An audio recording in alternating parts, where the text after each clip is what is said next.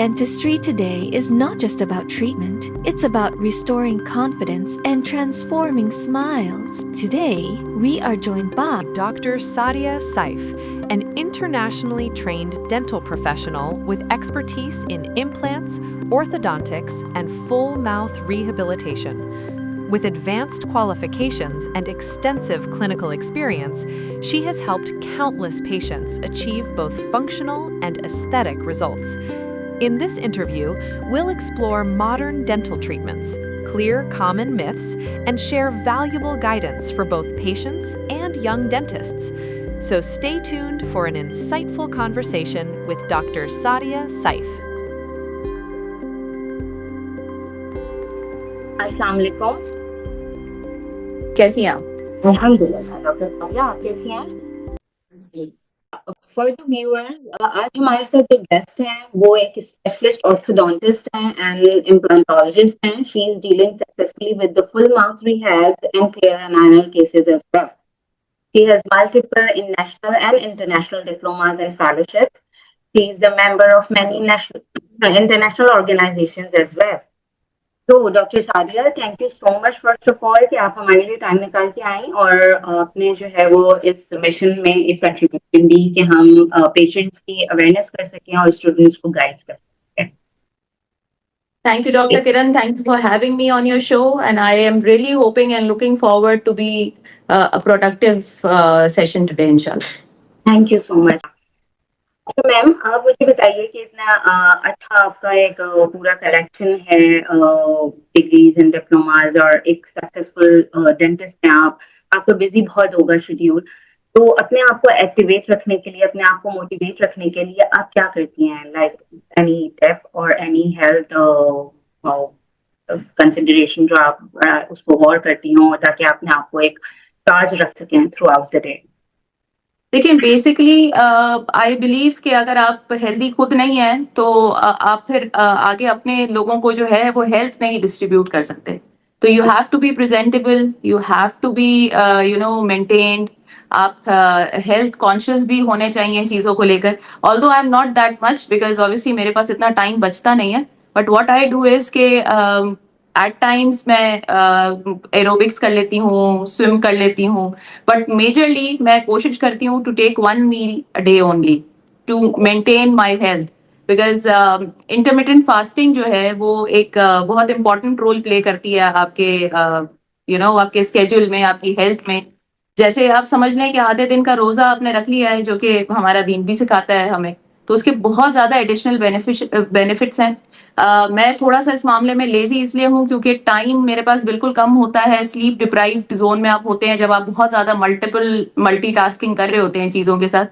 तो despite trying मैं इस चीज का टाइम नहीं निकाल पाती बिकॉज मेरी ना नेशनल इंटरनेशनल ट्रैवलिंग भी बहुत होती है.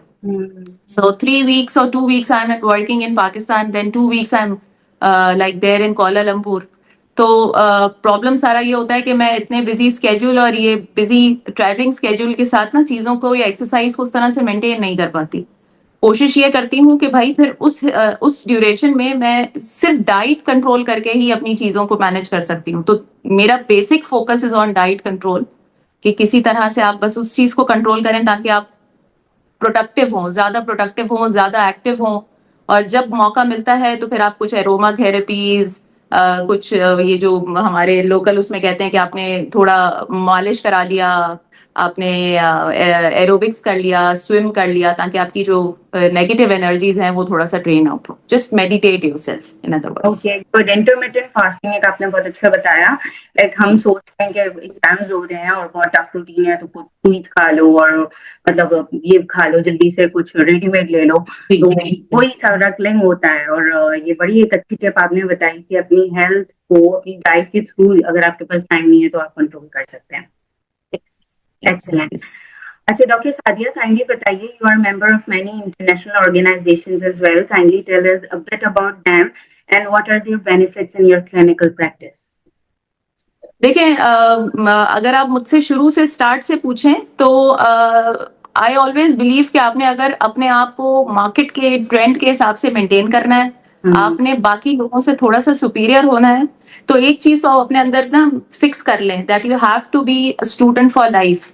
नई चीज जो भी आ रही है आप उसको पढ़ते रहेंगे, आप उसको मास्टर करते रहेंगे, तो ही आप जो है इस इतनी फास्ट ट्रैक कम्युनिटी में और इतने फास्ट ट्रैक सारी चीजों के अंदर ना अपना एग्जिस्टेंस मेंटेन कर पाएंगे। वरना वही जिस तरह के पुराने सो कॉल्ड डेंटिस्ट हैं कि भाई एक 1970 का ग्रेजुएट है, वो उधर ही बैठा हुआ है अपना क्लिनिक खोल के, तो ना वो आप अपने लिए ग्रोथ का रीजन होते हैं, ना आप आने वाली जनरेशन के लिए कोई ऐसी चीज कर रहे होते हैं कि वो भी आपको देख के जो है वो आइडियलाइज करें।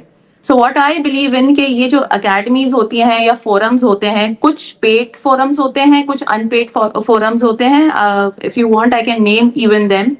उससे ना आपको दुनिया में क्या चल रहा है आपको लर्निंग मिलती रहती है। मैम तो गाइडेंस मिल जाएगी स्टूडेंट्स को कि किस तरह हाँ, से मतलब आप देखिए जैसे ना बहुत सारे फोरम्स हैं जो कि फेसबुक पे हैं, इंस्टाग्राम के ऊपर हैं। आप ना उन पेजेस को ज्वाइन करते हैं ना, जैसे उसमें से कुछ पेड वर्जन्स हैं, कुछ अनपेड वर्जन्स हैं। आप अगर उनको ज्वाइन करते हैं, फिर लेटर ऑन आप जब उसको मास्टर कर लेते हैं, तो जैसे ICOI के मैं मेंबर हूँ, it's an international Congress of oral implantology.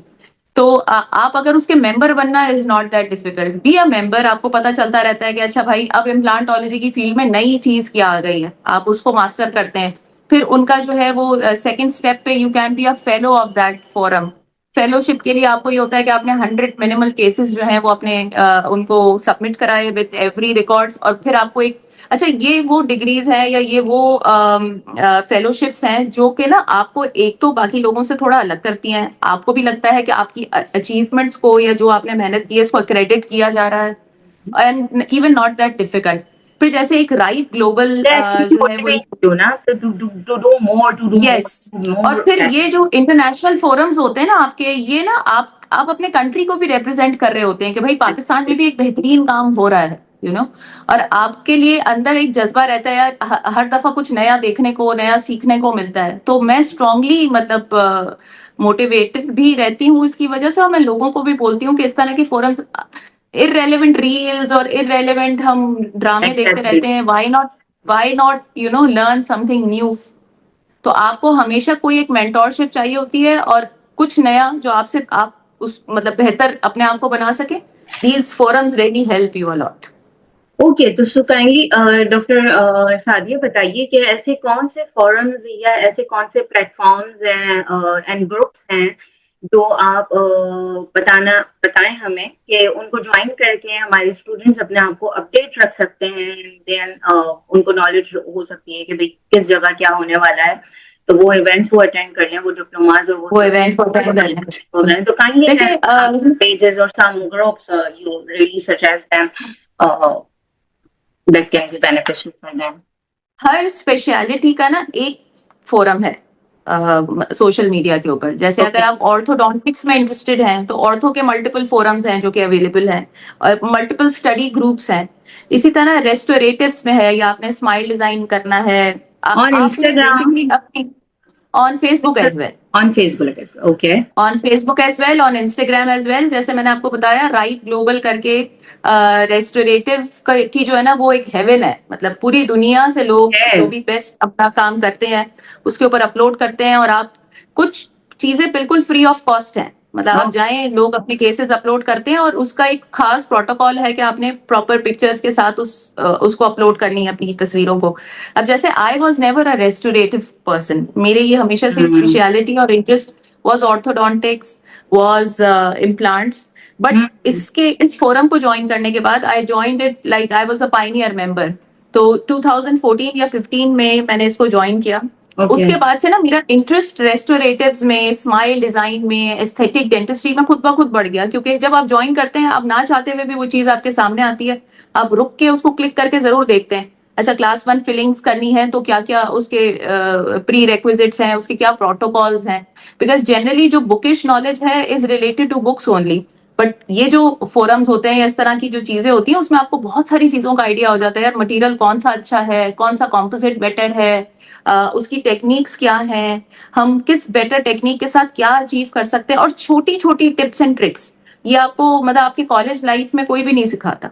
तो एक तो ये फोरम हो गया। फिर इसी तरह से डीवाज इन डेंटिस्ट्री का एक फोरम है जिसमें पूरी वर्ल्ड वाइड दुनिया में जितनी खवातीन जो हैं वो बहुत अच्छा काम कर रही हैं, whether it is in implants, whether it is in gum grafting, इस तरह की सारी चीजें मिल मिला के आपका वो एक फोरम, उसके अपने कॉन्फ्रेंसेस भी होते हैं. जैसे I was fortunate to be labelled as blade girl in the first book of divas in dentistry which was published in Great, Spain. तो great. उसमें मतलब हमें आप समझें कि अप्रिशिएट किया गया कि मतलब if you are doing something good in Pakistan then why not everybody should in the world also know कि पाकिस्तान के अंदर भी ये सारी चीजें हो रही हैं. फिर इसी तरह से जो है ये ICOI जो है ये इम्प्लांट रिलेटेड फोरम है. मतलब आप अपने बेस्ट केसेस उनको दें, वो आपको मतलब उसमें पब्लिश करेंगे, नॉमिनेट करेंगे. इसी तरह से रिलेटेड टू मलेशिया, मलेशिया में एक डेंटल एकेडमी है. अभी आसियान की एक डेंटिस्ट्री की आसियान की जो है वो सबसे बड़ी कॉन्फ्रेंस हो रही है for the first time in Malaysia. तो अगर आप इस तरह के फोरम्स के साथ एसोसिएटेड होते हैं, अल्हम्दुलिल्लाह, my like in 10 out of 10 categories they have announced, मेरे अल्हम्दुलिल्लाह 8 केसेस जो है वो बेस्ट केसेस में सेलेक्ट हुए हैं. So Oh, you know excellent. This is a proud moment for me as a Pakistani dentist as well, कि यार आपको दुनिया में आपको तो नॉमिनेट किया जा रहा है, लेकिन आपके मुल्क को भी उस वजह से अप्रिशिएट किया जा रहा है. Yeah, exactly, तो exactly.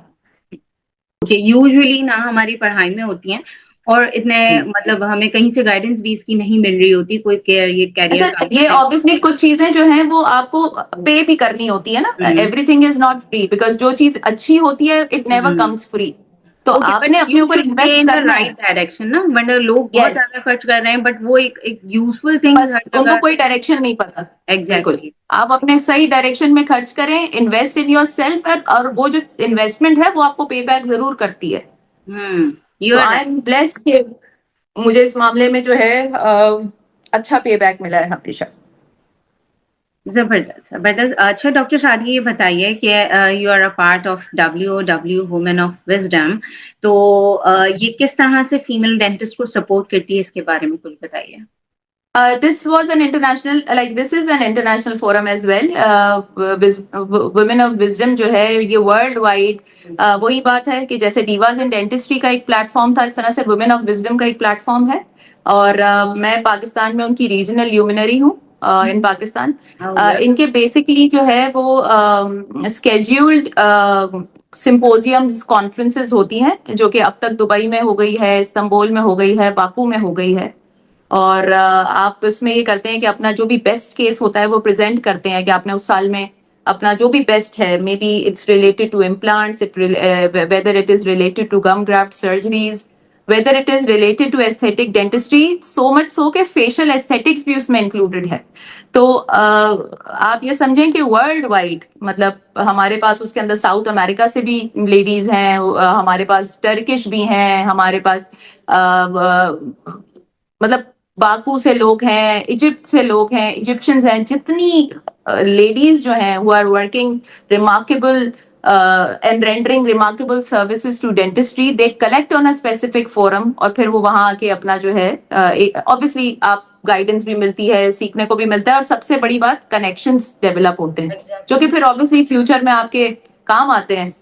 और ये मतलब हमारे, मिलता है काम करने का। And this forum is open to all. मतलब अगर आप भी हमारे भी जो देखने वाले व्यूअर्स हैं उसमें भी आपको लगता है कि यार ये आप भी कुछ ऐसा रिमार्केबल कर रहे हैं जो कि अभी तक लोगों की नजर में नहीं आया है ना, यू रियली वांट कि कुछ ऐसा हो कि लोग मुझे अप्रिशिएट करें, जाने पहचाने, this forum is a good forum to go with.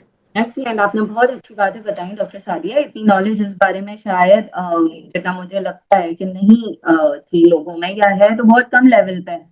तो इस तरीके से भी सोचना चाहिए, वरना लोग जो है वो डिग्रीज स्पेशलाइजेशन में इतना इन्वॉल्व हो जाते हैं कि वो इन अपडेटेड कोर्सेज को थोड़ा सा अवॉइड करना, तो अवॉइड करते हैं, नेग्लेक्ट अवॉइड करते हैं. करना थोड़ा सा नेग्लेक्ट हो रहा होता है. एग्जैक्टली. तो बिल्कुल. बहुत अच्छी आपने बात बताई. अच्छा ये बताइए कि बहुत सारे स्टूडेंट्स इस वक्त अपना पोस्ट ग्रेजुएशन पार्ट डिसाइड करने के फेज में हैं, और अपकमिंग बहुत सारे स्टूडेंट्स ऐसे हैं जो इस फेज में आएंगे.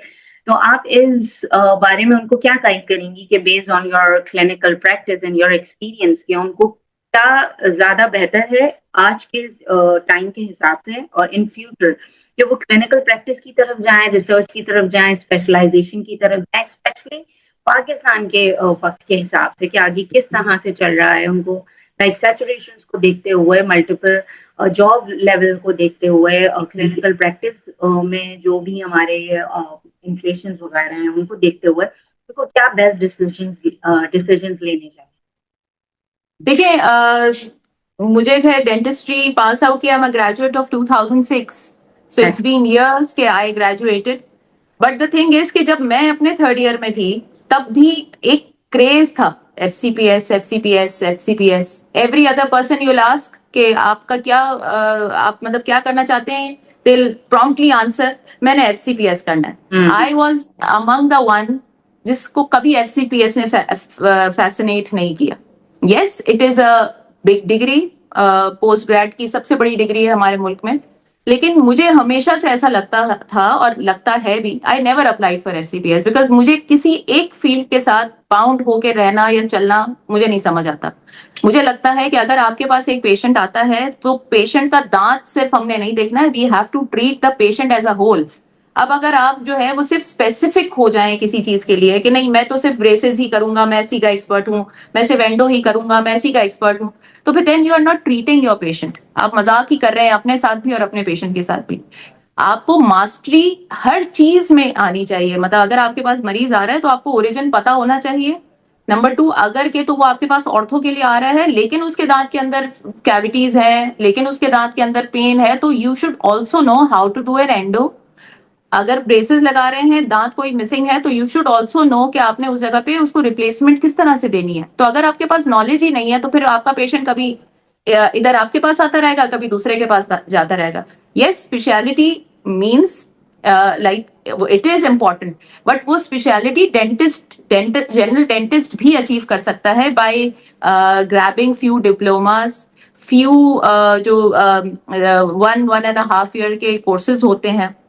जैसे आप उसको जरूरी नहीं है कि आप उसको पाकिस्तान में ही अचीव करने की कोशिश करें, you go spend on your self. World wide इतनी सारी चीजें हैं। जैसे अभी मैंने एक फुल माउथ रिहैब के लिए I am trained in Pakistan, और I am the first one to be trained from Malaysia in Pakistan, and it was published officially as well in Malaysian newspapers as well. तो अब कहानी ये है कि अब अगर मैं फुल माउथ रिहैब कंसल्टेंट हूँ लेकिन मैं बस सिर्फ इसलिए अपने पेशेंट को ट्रीट ना करूँ कि because I am not an FCPS in ortho और I am not an FCPS in implant, then it doesn't make any sense. आप जो है छोटे छोटे डिप्लोमाज या छोटी छोटी सर्टिफिकेशन कोर्सेज, ये तो एक एवर लर्निंग होना चाहिए। जैसे मैं अपना हर सैटरडे संडे एक कोर्स जरूर करती हूँ, चाहे अब वो ऑनलाइन हो, चाहे वो फिजिकल हो, चाहे मुझे ट्रैवल करके करना हो, but you name it and I have done it. तो पहले तो आप ये सोचें कि भाई देखें आपका इंटरेस्ट किस चीज में। Research is a completely different field, clinics is a completely different field, academics is a completely different field. अब अगर आपको लगता है कि you are good in teaching, आपको जो आपका टर्न ऑन है वो आपको किताबें पढ़ के या किसी को पढ़ा के आता है, तो better go and do an FCPS, and आप उसको फिर उस सब्जेक्ट का के माहिर होके आप लोगों को वो सब्जेक्ट पढ़ा सकते हैं। But related to practice, for practising I think आपको हर चीज या हर सब्जेक्ट का मास्टर होना चाहिए। एंड रिसर्च तो फिर आजकल का जो है वो एक नया फोरम है, नई चीजें हैं, उसमें सैचुरेशन इतनी ज्यादा नहीं है, लोग उसको कर रहे हैं और रिसर्च में आगे आना चाहते हैं, बिकॉज ऑब्वियसली रिसर्च हमेशा उस चीज को ऐड इन करती है कि हमारी प्रैक्टिस कैसे बेहतर हो सकती है। आज आप किसी टॉपिक के ऊपर रिसर्च करेंगे तो आपको पता चलेगा कि अच्छा उसका इम्पैक्ट हमारी बॉडी पे क्या आ रहा है, हमारी चीजों के ऊपर क्या आ रहा है। तो रिसर्च इज समथिंग जो कि आजकल का नया टॉपिक है, बट येट थोड़ा सा बोरिंग हो जाता है, थोड़ा सा ड्राई है। तो अगर आपका इंटरेस्ट है रिसर्च में जाने का, देन ओनली आई थिंक आप कर सकते हैं। I was always drifted towards being a clinician, so I'm 100% clinician from past 20 years. मैंने एकेडमिक्स तो अपनी करी, साथ साथ पढ़ती भी रही, लेकिन clinics is what I enjoy. तो फिर मुझे लगता है कि उसको सीखने के लिए मुझे कहीं भी जाना पड़ता है, मैं चली जाती हूँ, कर लेती हूँ। तो इसकी मेन वजह ये थी कि आपको शुरू से अपना गोल क्लियर था actually। बहुत जी, आप अपना गोल एग्जैक्टली कि लोगों को अंडर ग्रेड से ही, अंडर ग्रेड लेवल से ही आप अपना गोल सेट करें। आपको लगता है कि भाई आपने क्लिनिक्स ही करने हैं, तो जैसे मेरे एंड से मैं अगर अपनी स्टोरी बताऊं, आप मुझसे ऑफ द कैमरा भी एक दफा पूछ रही थी कि भाई मुझे पता था कि यार मैंने क्लिनिक्स ही करना है, I always wanted to be a surgeon. तो मैंने सर्जिकल हैंड अपना ठीक करने के लिए मैंने observation I started when I was in third year of my BDS. तो मैं अपने हॉस्पिटल में जो है वो मेरे मेडिसिन के सर्जरी के वार्ड्स लगते थे, लोग अपना 2 घंटा पूरा करके चले जाते थे, बट मैंने अपना मैक्सिमम टाइम वहां पे स्पेंड किया है। फिर इसी तरह हर फील्ड का अपना एक मेंटोर या आपका एक टीचर होता है who is always there to guide you. आप उसके क्लिनिक्स को ज्वाइन करें, फ्री ऑफ कॉस्ट काम कर लें, at least try learning and grasping दो स्किल्स। जब तक आप किसी के साथ जुड़ के काम नहीं करेंगे ना, आपको उसके स्किल नहीं समझ आएगा। तो अंडर ग्रेजुएट लेवल से ही आप स्टार्ट करें, ताकि जब आप ग्रेजुएट करें तो आपके पास रास्ते हों, डायमेंशंस हों, डायरेक्शंस हों कि आपने आगे क्या करना है। Exactly. लोग जनरली फाइनल ईयर करके निकलते हैं, फिर सोचते हैं कि अच्छा अब करना क्या है, तो कुछ समझ नहीं आता, फिर एफसीपीएस पार्ट 1 का एग्जाम देते हैं। FCPS is not bad, only if you want to do an FCPS. अब जैसे बहुत सारे लोगों ने हमारे साथ ऑर्थोडोंटिक्स में एफसीपीएस किया, बट डायमेंशन ही चेंज हो गया ना। नॉर्मल कन्वेंशनल ब्रेसेस की तो फील्ड ही चेंज हो गई विद इनविजिबल ब्रेसेस। अब अगर आपने इनविजिबल ब्रेसेस पढ़े ही नहीं है या उसका कॉन्सेप्ट ही क्लियर नहीं है, तो फिर सेंस ही नहीं बनता। तो डिजिटल डेंटिस्ट्री ने पूरा टेक ओवर कर लिया है, और आपका अभी तक एफसीपीएस ही कंप्लीट नहीं हो रहा, क्योंकि ना आपकी थीसिस निकल रही है ना आपका वाइवा निकल रहा है। तो थोड़ा सा वर्क स्मार्टली, आई बिलीव कि वर्क स्मार्टली। आई नो कि मुझे थोड़ी सी क्रिटिसिज्म मिलेगी इस क्वेश्चन को आंसर करने के बाद, but that's how thing is. This is No, it's 100% completely my your point of view. thought. हाँ, it's completely your thought. सबका अपना एक क्राइटेरिया होता है, सबके अपने and I am successful in that. तो मैं ऑब्वियसली एक चीज अगर मैंने खुद की है और मुझे उसकी वजह से आई एम सक्सेसफुल, तो मुझे लगता है कि ये गाइडेंस देने में कोई बुराई नहीं। बट दिस इज जैसे कम्प्लीटली 100% बिल्कुल बिल्कुल, आपने माई एक स्कूल और ऑफ अच्छी बात बताई कि थर्ड ईयर से ही अपने आप को थोड़ा सा डायरेक्शन देना शुरू कर दें, समझना शुरू कर दें व्हाट इज योर इंटरेस्ट, आपने रहना Yes. कहाँ है, आपने पाकिस्तान में रहना है, बाहर रहना है, आपको पहले बाहर रहना है, आप उस हिसाब से पढ़ें। हाँ चले जाते हैं, तो वो उस हिसाब से डिजाइन हुए हुए होते हैं। अब वो थोड़ा सा प्लान कर लें अपने आप को, थोड़ा समझ लें फ्यूचर को कि क्या पॉसिबिलिटीज हैं आपके लिए। और कि जो होना है वो आप पहले से नहीं एक स्ट्रक्चर कर सकते, but still you can imagine कि आपका इंटरेस्ट क्या है और आप फ्यूचर में अपना आपको किस जगह देखना चाहते हैं, ताकि आपके ये पार्ट क्लियर हो सके। बिल्कुल बहुत अच्छी बात है। अच्छा, जैसे कि अभी आपने मुझे बताया कि अंडर ग्रेजुएट लेवल पे आपने बताया कि आप एक टाइम स्पेंड करती थी अपनी ओपीडीज में, इसी तरह की कुछ वैल्यूएबल टिप्स आप स्टूडेंट्स को जो गाइड करना चाहें कि वो इस वक्त इस चीज से फायदा उठाकर अपने फ्यूचर को, अपनी क्लिनिकल प्रैक्टिस को या अपने करियर को स्ट्रॉन्ग बना सकते हैं एज पर देयर इंटरेस्ट, तो किन किन चीजों को जरा इस वक्त देखें और उनमें जरा टाइम लगाएं ताकि आगे आई बिलीव कि आपको ना अपने आप को मोटिवेट खुद करना है। जैसे ऑब्वियसली मेरे क्लिनिक के ऊपर भी लोग अटैचमेंट्स के लिए आते हैं। कुछ लोग इतना ज्यादा जो है फ्रीक होते हैं कि उनको आप बोलेंगे भी ना कि भाई बस हो गया, तो वो कहेंगे नहीं डॉक्टर सादिया मैंने यहाँ रहना है, मैंने देखना है, मैंने चीजें सीखनी है। और कुछ अनफॉर्चुनेटली ऑब्वियसली हमारे पास तो रोजाना के बेसिस के ऊपर इतने सारे स्टूडेंट लेवल के लोग आ रहे होते हैं ना, तो कुछ लोग सिर्फ मनी ओरिएंटेड हो गए हैं, क्योंकि ये भी आजकल का एक बहुत बड़ा मुझे नहीं पता कि इसको क्या कहते हैं, कि ये आजकल का एक बहुत बड़ा नेगेटिव पॉइंट है उस चीज को, कि हर बंदे को लगता है कि मुझे सब आ गया है बीडीएस करके, मैं थर्ड ईयर में पहुंच गया हूँ, मैं फाइनल ईयर कर गया हूँ, तो बस मुझे सब आता है, अब मैं बस निकलूंगा तो मुझे लाखों रुपए मिल जाएंगे, मैं जिस क्लिनिक को ज्वाइन करूं मतलब मुझसे ज्यादा अच्छा आता ही किसी को कोई नहीं। जब तक आप हम्बल होके सीखने की कोशिश नहीं करेंगे ना, जब तक आपको कोई सिखाएगा भी नहीं। जैसे एक ग्रुप है हमारा फेसबुक के ऊपर, उस ग्रुप के ऊपर रेगुलरली जो जूनियर्स हैं जो कि अभी मे बी या तो फाइनल ईयर में है और दे हैव जस्ट ग्रेजुएटेड, उनका कंप्लेन ये होता है कि हमें ना डॉक्टर्स अपने पास फ्री ऑफ कॉस्ट हायर करते हैं, हमारी एनर्जी ड्रेन करते हैं। Maybe you have come across as well in सारी चीजों को लेकर, कि वो हमारी एनर्जी ड्रेन करते हैं, हमें पे नहीं करते, और अगर जो सीनियर्स हैं वही हमें रिस्पेक्ट नहीं करेंगे तो फिर हम कहाँ जाएंगे। हमेशा बच्चा भी ना अपने पेरेंट्स से सीखता है। तो जो फाइनल ईयर का या थर्ड ईयर का हमारा जो प्रोटोकॉल है वो तो same old school of thoughts है।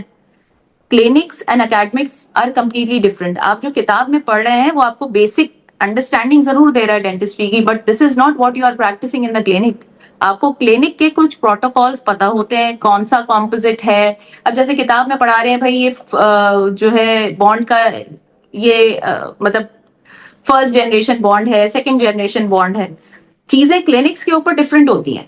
आप जब तक उस क्लिनिक के अंदर जिसको आपको लगता है कि भाई ये एक अच्छा बंदा है, इसके अच्छे केसेस हैं, मुझे भी एक टारगेट, एक इंस्पिरेशन हर बंदे की होती है ना, मेरी भी एक इंस्पिरेशन है ऑब्वियसली, जो मेरे टीचर्स हैं, मैंने जिनसे सीखा, they are my inspiration as well ना। मुझे ऐसा होता है कि यार मैं भी जाऊं और सीखती रहूं उनसे, क्योंकि हर बंदा लेवल अप तो हो रहा होता है। तो आपने अपनी एक इंस्पिरेशन सेट करनी है, अपने आप को एक टारगेट टाइम देना है कि यार मैंने ये 6 महीने जो है ना सिर्फ अपने आप को देने हैं, ना इधर देखना है ना उधर देखना है, सिर्फ मैंने अपने गोल को देखना है, बिकॉज आई रियली वांट कि मैं बेस्ट हूं अपनी चीज के अंदर।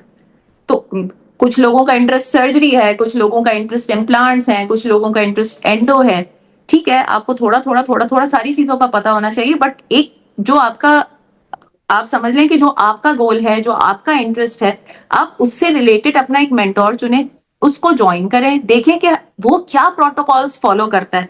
जब तक आप 5 या 6 महीने किसी के साथ नहीं गुजारते, आपको भी नहीं पता चलता कि यार किसी सिचुएशन में वो क्या डील करता है। कोई ऐसी सिचुएशन आई कि ये नेगेटिव सिचुएशन है, how he deals with those negative situations. कोई पॉजिटिव पेशेंट है तो how he deals with the positive patients.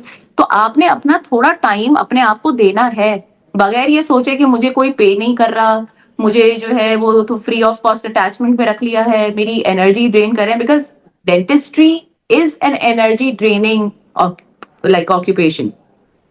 Exactly. जो भी चीज है, डेंटिस्ट्री इज नॉट इजी।